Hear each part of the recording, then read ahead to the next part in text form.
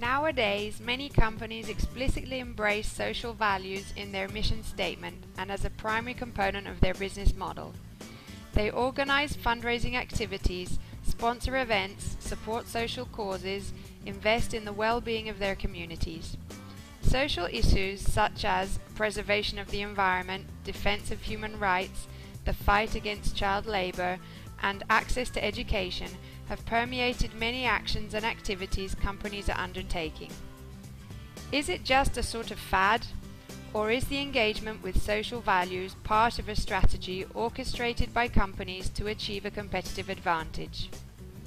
A large amount of literature on CSR and economic performance has addressed this question without finding a common ground yet.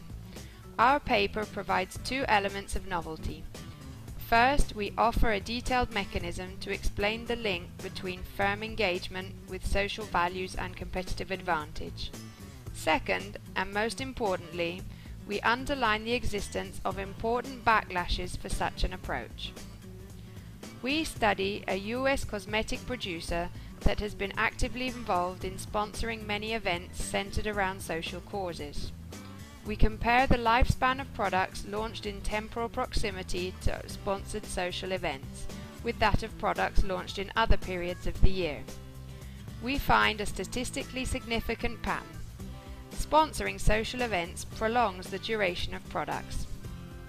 The mechanism behind this effect is that sponsored social events help the firm to infuse its products with symbolic meaning.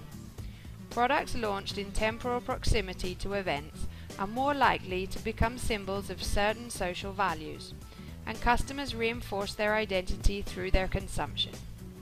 So far, so good. Sponsored social events create economic value through the attachment of symbolic meaning to products. Most likely, this should be associated with higher willingness to pay. Thus, would the firm be able to charge premium prices? Our data show that this logic can be flawed, and pricing products too high can backfire.